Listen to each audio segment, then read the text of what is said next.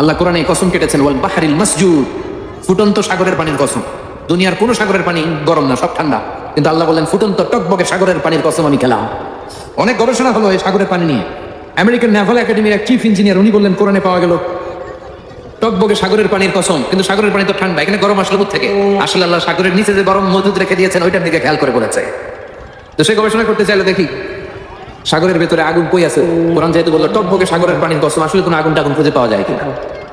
সে সাগরের ভেতরে পাইপ ঢুকাতে শুরু করলো, জোড়া লাগিয়ে লাগিয়ে গবেষণা।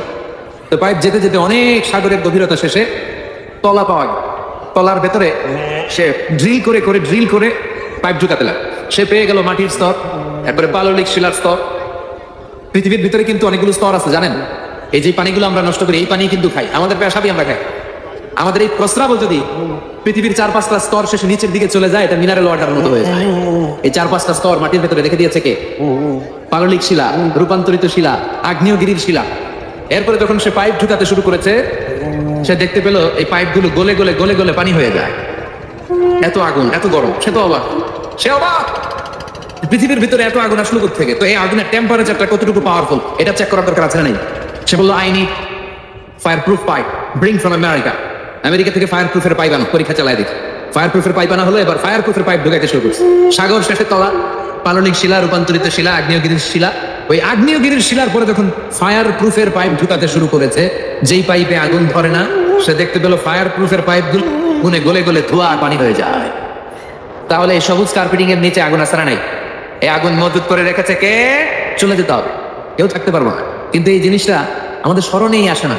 এত ব্যস্ততা, এত মায়া জাল, এত মায়ার জালে আমরা আটকে আছি।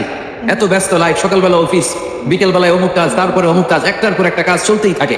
এই ব্যস্ততার কারণে আমাদের জীবনটা সুপার বিজি লাইফ আমরা লিড করছি, আমাদের জন্য সময়ই নাই, কিন্তু চলে যেতে হবে।